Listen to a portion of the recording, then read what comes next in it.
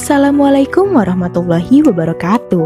Selamat datang kembali dalam channel Kumpulan Cerita. Masih bersama Kace dengan cerita Silver Moon, sebuah karya karangan Kak Pokinop. Selamat mendengarkan. Part 40. Orion, bangun! Teriak Indri panik sambil mengguncang-guncang tubuh Orion dengan kuat. Orion membuka matanya karena kaget dan langsung menatap Indri dengan bingung. "Luna mana?" tanyanya. "Luna di mana?" Ulangnya lagi. Orion langsung membuka matanya lebar-lebar dan menyadari bahwa tak ada Luna di sebelahnya. Karena seingatnya tadi malam, ia tidur bersama istrinya. Ia langsung panik dan melihat sekelilingnya, melihat setiap sudut di ruangan itu. Orion ikut panik dan menoleh ke arah Zelia yang sedang membaca secari kertas dengan wajah pucat. Dengan perasaan tak enak, Orion langsung merebut kertas itu dari Zelia dan mengabaikan Indri yang berteriak-teriak panik bercampur marah padanya. "Pangeran," panggil Zelia menggantungkan kalimatnya. Saat membaca pesan itu, Orion merasakan seakan-akan nyawanya keluar dari tubuhnya. Pikirannya benar-benar kosong, sampai-sampai ia tidak bisa berkata apapun lagi. Tangannya lemas. Ia melepaskan kertas itu begitu saja hingga terjatuh ke lantai. Dengan penasaran, Indri memungutnya dan langsung ketakutan saat membacanya. "Jangan cari aku lagi, aku takkan kembali, dan jangan mendungkuku." Hanya dengan kalimat berisi 2 baris kata ini telah membuat Orion shock berat. Apa maksudnya? Luna yang menuliskan ini? Tanya Indri tak percaya. "Hei, tenanglah dulu." Zelia menepuk pelan kepala Indri untuk menenangkannya. "Tapi, kenapa Luna pergi?" Indri mengusap wajahnya kasar dengan kedua telapak tangannya. Bingung, sekaligus khawatir dengan apa yang telah terjadi. Zelia menoleh ke arah Orion yang hanya diam, berusaha mencerna apa yang baru saja terjadi dengan kepalanya. Zelia tahu Orion berusaha untuk tetap tenang, tapi ia sama sekali tak bisa berhasil. Zelia bisa melihat raut wajahnya yang biasanya datar, kini berubah menjadi wajah penuh kekhawatiran dan kemarahan. Zelia menepuk bahu Indri. "Indri, bereskan barang-barang putri, kita harus pergi dari sini," katanya sambil terus menatap Orion yang masih belum bergerak seinci pun dari tempatnya duduk. Indri mengikuti arah pandangan Zelia dan menatap Orion terkejut, melihat ekspresi wajah Orion yang kacau.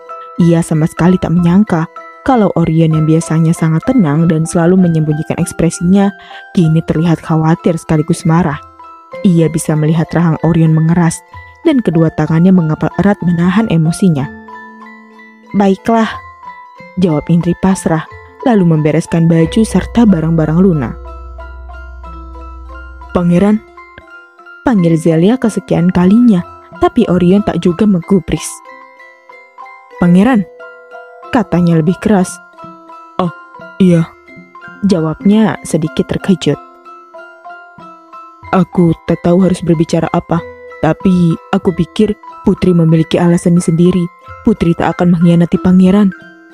Zelia menatap Orion yang kemudian duduk di samping kursi kemudi.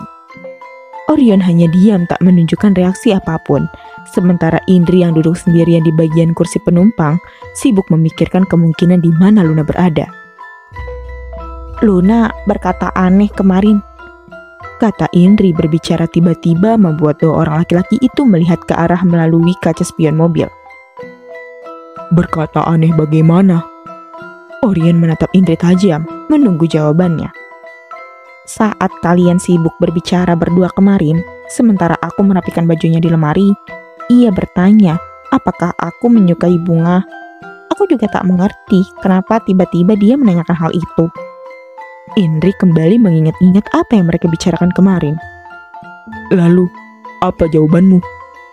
Orion semakin tak sabar. Aku malah balik bertanya padanya, kenapa ia tiba-tiba menanyakan hal itu. Padahal ia sangat tahu kalau aku sama sekali tak menyukai bunga. Bukannya menjawab pertanyaanku, ia malah berkata kalau ia menyukai bunga lili. Tapi bagiku, ia sama sekali tak menyukainya, karena ekspresi wajahnya sama sekali tak sesuai dengan perkataannya. Malah bisa dibilang sangat terlihat di wajahnya kalau ia sangat membenci bunga lili. Tiba-tiba saja mobil berhenti mendadak. Karena Zelia langsung mengerem kuat-kuat mobil yang ia kendarai, lalu menepi di pinggir jalanan ketika ia mendengar jawaban kekasihnya. "Hei, kenapa tiba-tiba berhenti? Kok membuatku kaget?" Indri memegangi dadanya karena jantungnya berdetak sangat cepat. "Kita ke DMO sekarang. Kita harus meminta bantuan mereka." Orion merogoh sakunya, lalu menemukan secari kertas lecak yang diberikan Hera padanya. Lalu menyerahkannya pada Zelia. Di situ tertulis alamat kantor pusat DMO. Setelah membaca alamat itu beberapa saat, Zelia kembali menjalankan mobilnya dan langsung memutarbalikkan arah mobilnya. "Makasih Indri, kamu sudah membantu kami." Orion menatap Indri dengan lega melalui kaca spion. "Aku nggak mengerti kenapa kamu bilang makasih ke aku, tapi kalau itu membantumu, it's okay." Indri tersenyum dengan bingung. "Putri sangat pintar. Ia memberi kode padamu. Ia percaya kalau kamu akan menyampaikan ini pada kami." Zelia tersenyum menatap kekasihnya. Tetapi Indri sama sekali tak mengerti apa yang dibicarakan Zelia.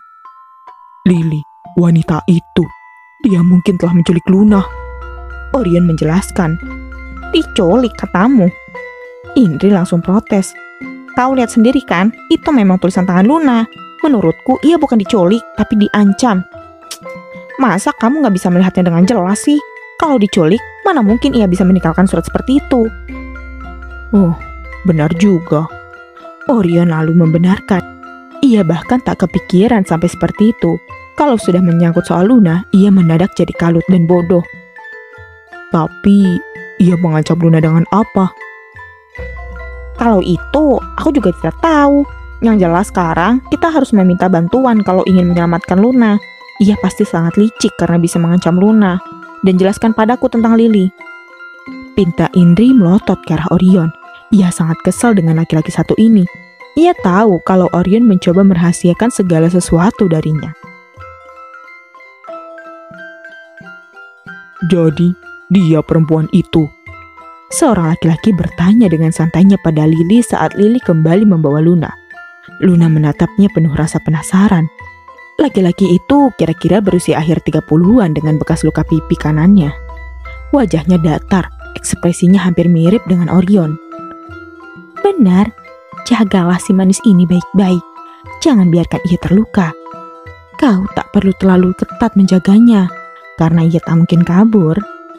Lily tersenyum licik menatap Luna, yang balik menatapnya benci bercampur marah. "Aku pergi dulu ya manis. Aku memiliki banyak urusan. Kau bisa memakai kamar paling ujung. Kalau butuh sesuatu, bilang saja padanya." Lily menunjuk ke arah laki-laki tadi dengan ibu jarinya. "Kenapa? Kenapa kau terus menatapku?"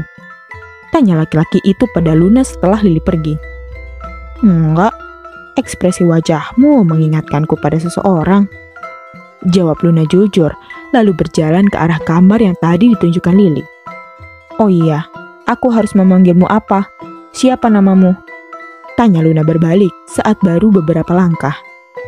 "David Jo, terserah kau memanggilku apa, itu tak penting," katanya datar sambil tetap menatap Luna. Luna mengernyitkan dahinya sambil mengangguk, dan kali ini ia benar-benar berjalan meninggalkannya. "Kian, katakan di mana wanita itu? Ia telah membawa Luna pergi." Orion menggambrak meja dengan kesal. "Tenanglah pangeran, kita harus memikirkan rencana terlebih dahulu kalau ingin merebut putri kembali." Kian berusaha menenangkan Orion yang emosi.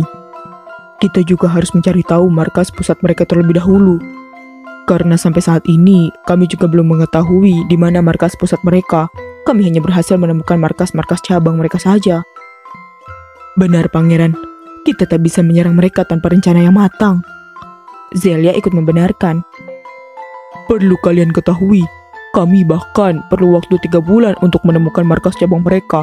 Sampai saat ini, kami belum bisa menemukan markas mereka karena mereka sangat tertutup dan hati-hati. Anggota mereka sebagian besar berasal dari dunia bawah, dan mereka sebenarnya hanya memiliki beberapa penyihir." Seseorang menyela pembicaraan mereka. "Siapa dia?" tanya Orion tak suka. "Maaf pangeran, dia juga salah satu orang kepercayaan Nyonya Hera, sama sepertiku, namanya Alex," jawab Kian, Alex menundukkan sedikit kepalanya memberi hormat pada Orion. Maafkan aku pangeran, bukannya bermaksud lancang, tapi kenyataannya memang seperti itu.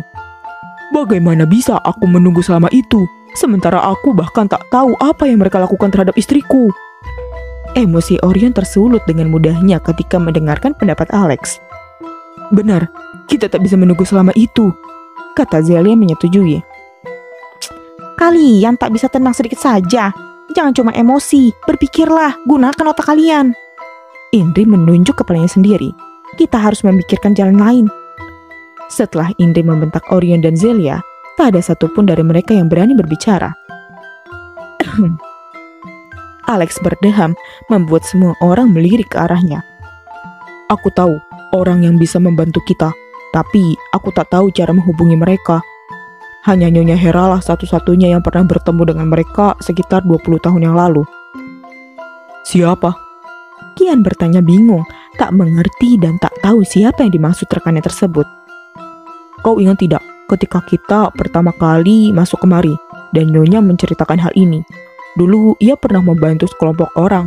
Mereka adalah salah satu penguasa dunia bawah tanah. Mereka mampu melakukan apapun, termasuk membunuh. Agen rahasia itu, aku ingat. Tapi Nyonya sekalipun tak pernah mengunjungi mereka. Kian menyauti Alex. Oh iya, apa kalian tahu alasan mengapa mereka membawa Luna sampai-sampai mengancamnya seperti ini? Indri bertanya pada Kian dan Alex. Mereka berdua mengangguk serempak. Lily mencoba untuk melakukan upacara ritual sihir untuk keabadiannya. Selama ini, alasan mengapa wajahnya selalu terlihat seperti perempuan berusia 20 tahunan. Tak pernah menua sedikit pun adalah ia selalu melakukan ritual setiap tahunnya dengan mengorbankan seorang perawan. Kian menjawab. Tapi berbeda dengan yang lalu. Kali ini ia akan melakukan upacara sihir hitam terlarang.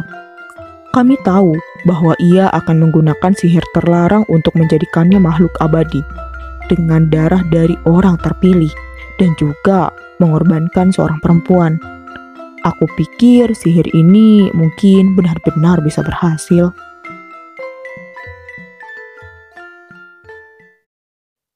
Cukup sekian part kali ini. Bagaimana menurut Sobat Kece? Bagian mana yang paling berkesan? Komen di bawah ya. Jangan lupa berikan jempolnya dan tekan tombol subscribe-nya ya. Serta nyalakan loncengnya agar Sobat Kece tidak ketinggalan dengan kelanjutan ceritanya. Karena Kece siap menemani kamu jelajahi cerita, ciptakan dunia.